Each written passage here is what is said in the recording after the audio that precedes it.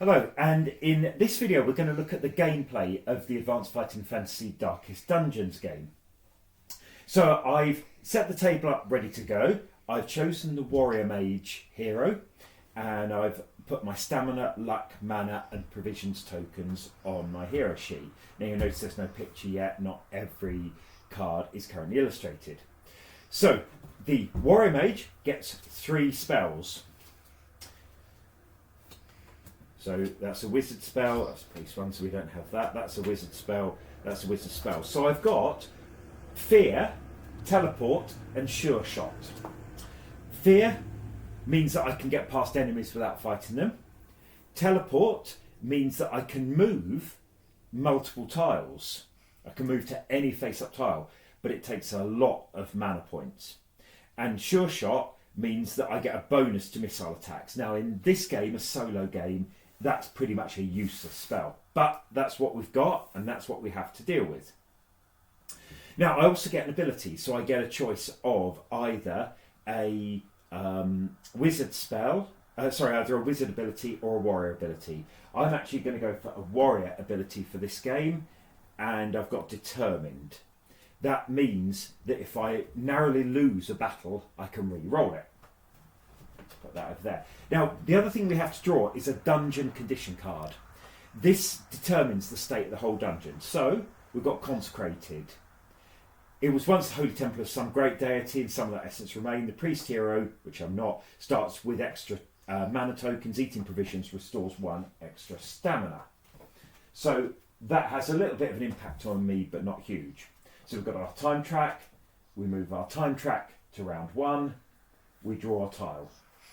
So this tile is a room, and because our starting tile has 4 exits, I can place this anywhere. So I can put that there, like that. So we've got a doorway here and a doorway there. So because it's my turn, I move into the room. So we then draw an adventure card without looking at the one below it. It's a Dorogar. Okay, so a Dorogar there, and I've not looked at the back because I've held that up. Crouched on a pile of furs is a tall and heavily built humanoid looking like a cross between a troll and an orc. The Dorogar grips a massive notched cleaver-like axe. Now if you'll notice at the bottom of the Dorogar card are different tokens, different symbols. We can either fight it, we can run away from it, we can try and sneak past it, we can try and steal from it, or we can try and bribe it. Well, we don't have any treasure to bribe it at the moment, so we can't do that one. We could try and steal from it, we could try and sneak past it, we could run away. Well, I'm not going to run away, so what I'm going to do, I'm actually going to try and steal from it. The Warrior Mage is not an expert at stealing, but they can try and steal from it. So we roll 2 dice, needing a 7 or more. We don't get a bonus to that because we're the Warrior Mage. We get an 8. We steal from it.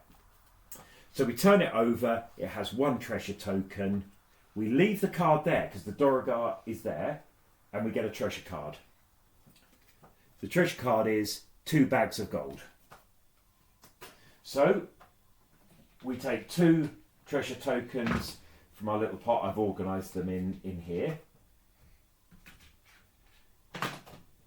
And that is the end of round 1. So we move our time track on to round 2. It's now our turn again. We could stay and fight there if we wanted the experience, but we're going to move on through the other doorway. And again, it's a room, but this room has 2 locked doors, 1 on either side. So in fact, in order to get in, we have to make a 7 or more. We roll an 11, we unlock that door. Now what we can actually do is choose to lock it behind us or leave it unlocked. And these are all slightly mixed up. So I'm going to leave an unlock token on that door, which means we can pass through it freely after that. Now obviously in a solo game, there's no reason to leave it locked, but in a competitive game, there certainly would be. So we take another adventure card. Now this one is a centipede. A pile of rubbish has been heaped in one corner of this room, and just poking out of a hole in it is the head of a giant centipede. The body is hidden within the rubbish, but it seems alert. Now, it's important, I think, to read out these narrative descriptions because they're part of what makes it feel like a game book on the table. So for this one, we can fight, run away, or sneak past. So I'm going to fight this one. So we turn it over, and it has skill 9, stamina 1. Now you'll notice that I declared I was going to fight it before I turned it over. So I don't know its starting skill, I don't know its starting stamina, its attacks. It has 1 attack, it's an animal, but it has poison. So now what we do is we roll all 3 dice. We get a 7 on our white dice, add 1 for our skill, that's 8. Now the skill of a giant centipede is 9+, so we need a 9+ to inflict damage on it. We haven't got that, but we've got determined, so we only lost by 1, so we can actually re-roll our combat roll if we want. Well, this time it's even worse. 4, 5, 6, 7, we've still not hit the centipede. The 6 is our armour dice. Well, we don't have any armour because we're the warrior mage. If we were the knight, the dwarf, etc., we would have armour. Some monsters have armour, so we don't. So we've failed to beat the centipede on that round. And because it has poison, we take a poison token. And because these are all mixed up, there we go, there's a poison token. So we put our poison token on there. So now we move on to round 3. So we are still fighting that centipede, but the first thing we have to do is roll our poison. If we get a 7+, the poison goes. A 5, we lose. Oh, we lose the stamina actually for losing to the centipede, but we also now lose another stamina from poison. So we're down to 3. Well, we're down to 3 stamina, and we're still fighting the centipede. So we could try and sneak past it now or run away. But if we run away, we have to go back to Dorogar's room and encounter it again. So we're going to now cast Fear. So we roll our 2 dice. That's 6, 7, 8. We need a 9 or more. So I'm going to use a luck to re-roll my Fear roll. 4, 5, 6, 7... 8, 9, because Fear has a modifier of +2. We've got enough to cause the centipede to cower away from us in fear, but it costs us 1 of our mana tokens. So that's the end of round 2. End of round 3. On to round 4. We have to roll for poison again. 6, 7, 8. Our poison is gone. And now we can leave freely. But we've got to get past the locked door. 6, 7, 8, we do. So we take another tile. Another room. And there are corridors in here, obviously, as well. We just haven't drawn one yet. So we're moving to another room on round 4. We take a card. Portraits. So the walls of this room are hung with portraits of various evil-looking people, tyrants, warlocks and necromancer here, all glaring from the depths of history into the present. There's only one thing we can do, interact with it. You're hypnotised by the eyes of the portraits. So, on the following round, round 5, we have to roll an 8+ to escape. 6, 7, 8, we do. And we can move on to another tile. Another room, which is a dead end. So we draw a card, and this is an empty room. Well, I'm actually going to run away, because it might be empty, it might be a trap, but there's nothing else to be gained in here, so I'm running away. So, we're back in that room. So the first thing I'm going to do is, as we move to round 6, I'm not going to go anywhere, I'm going to eat some provisions, I'm going to recover a stamina token. Feel a bit healthier now. On to round 7. Well, we have to go into the centipede room again. And I'm going to fight it this time. 6, 7, 8, 9, 10 skill.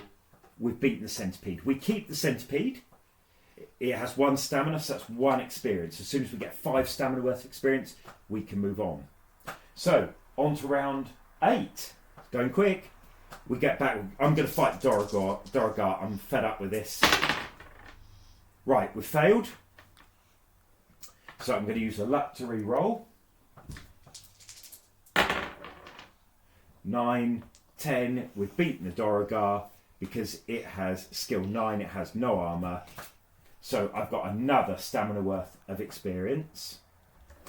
And then on to round 9. Because this room here is empty, I can actually run through it. And I could indeed run too. So I'm going to run to there and move to there. And that's a corridor. On to round 10. Move to here. That is also a room and it's also a dead end. So we move into there. We draw another adventure card. It's a hobgoblin. Tall, thin and distressingly ugly, the hobgoblin lounging on a bench in this room seems to be guarding something. It mutters and mumbles to itself as it peers around. So again, we can fight it, we can run away, we can steal from it, or we could try and bribe it. Now, there's no point trying to bribe it because it lets us past. There is no way past. So I'm just going to fight it. 6, 7, 8, 9. It has a skill of 8+, but it has 1 armour. Luckily, the armour dice only comes up a 3. With 1 armour, you need to get a 6 on that. So I inflict damage, and I've beaten the hobgoblin. And that also has a treasure card, which is a crystal ball. That goes into our inventory, and we can only carry 6 items, and that enables us to see what rooms are ahead.